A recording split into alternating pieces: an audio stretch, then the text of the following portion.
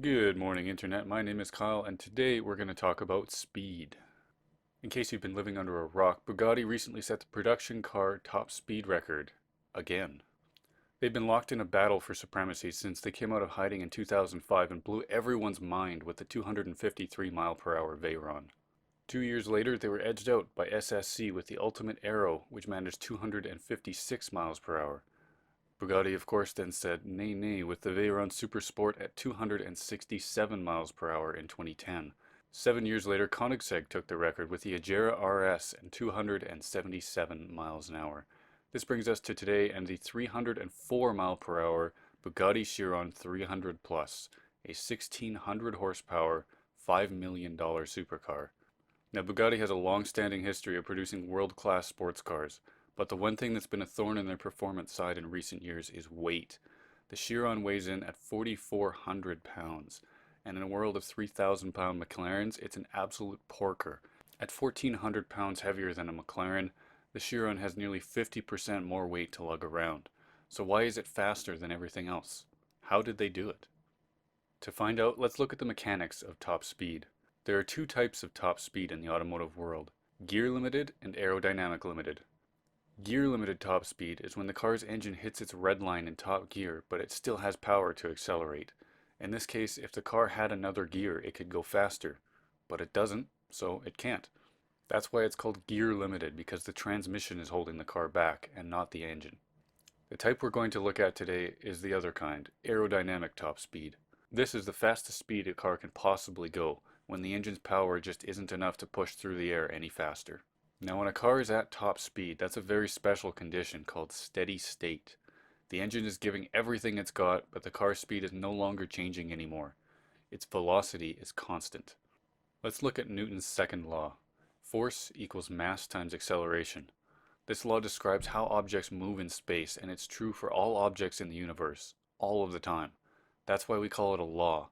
But unlike traffic laws, this one can't be broken, so that's handy. Let's see what happens when we apply it to the Chiron at its top speed. Now, because we're getting a little bit sciencey here, we're going to drop the imperial units and we're going to switch over to metric.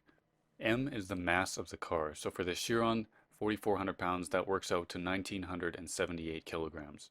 And the acceleration is zero because we're at top speed and we're not accelerating anymore. So 1,978 times zero gives us a force of zero. This means that the sum of all the forces on the car at top speed are zero. And in fact, this is true for any system at steady state. Luckily for us, we can visualize this very easily because there are really only two forces that we need to worry about. There's the force of the engine pushing the car, and there's the force of the air pushing back. And because we know the sum of these forces must be zero, because we just calculated it, we know that they are in fact equal in opposite directions. So how do we change a car's top speed? Conceptually, it's very simple. To go faster would mean we must accelerate at what was previously our top speed, meaning we need to create a sum of forces that is not zero.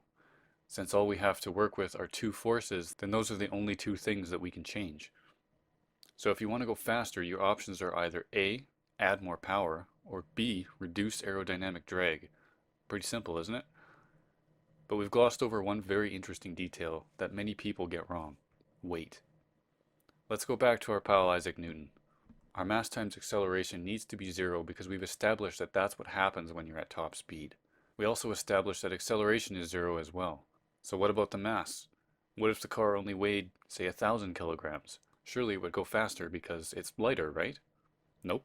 Because we're multiplying it by zero, the mass can be anything and it won't change the equation. Similarly, if we look at the sum of forces, none of them are affected by mass either. The wind resistance is determined by the speed and the shape of the car, and the propulsion force is determined by the engine's torque and gearing. So, mass does not affect top speed.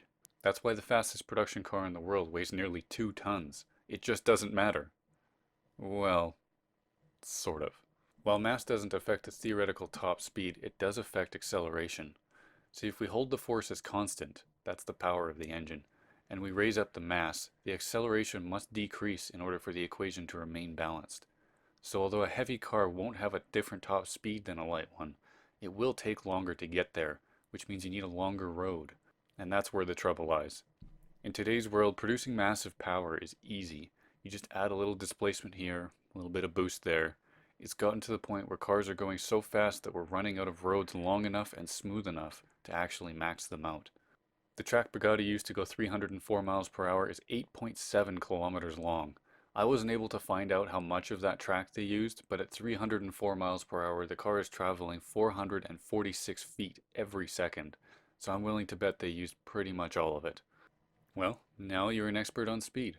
How does it feel? Pretty good, right?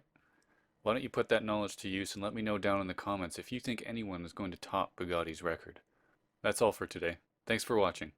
Subscribe for more videos, and I'll see you next time.